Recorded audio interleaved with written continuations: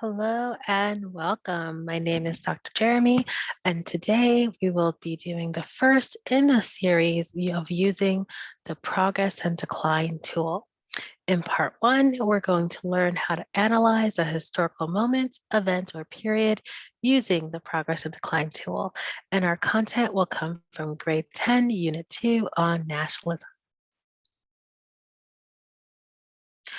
The tool itself has three steps. We're going to be using a modified version of the tool.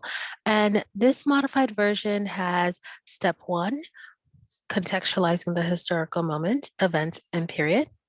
Step two, we're going to look for changes in continuity. And then in step three, we're going to apply a concept or enduring issue to establish, was this a period of progress and decline? So we're going to analyze the historical moment using progress and decline. So what do we mean when we talk about these steps?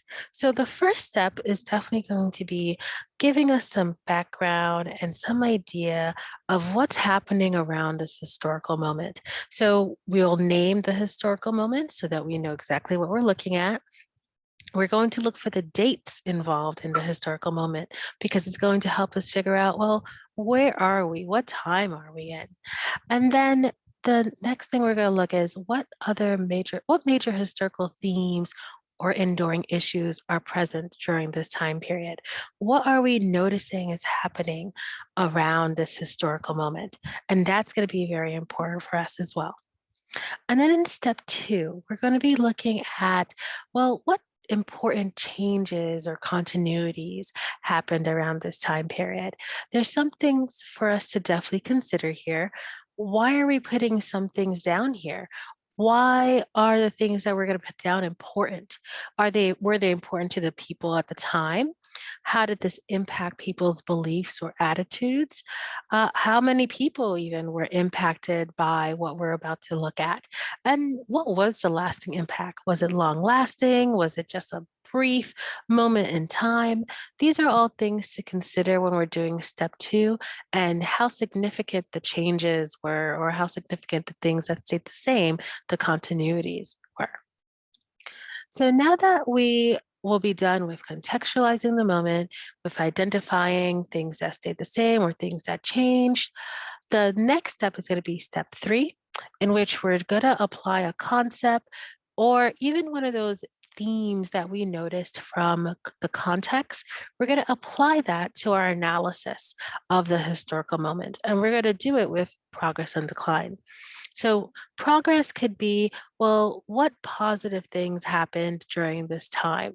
And decline could be, well, what negative things happened during this time? Some questions that could help you for progress: what changes and or continuities that we noticed in step two represent positive developments? And what examples or evidence illustrates this progress? This could come from prior knowledge or potentially a source that you're reading. And definitely, if you're using sources, well, identify them. What sources showcase the historical moment or period as one of progress? And same thing for decline. Was it a period of decline? How so? What changes or continuities represent negative developments? What examples of evidence that we have, either once again from prior knowledge or a document, illustrate decline or a lack of progress? And once again, if we're using sources, which sources will showcase this for us as a period of decline? So these are our three steps that we're going to be going into.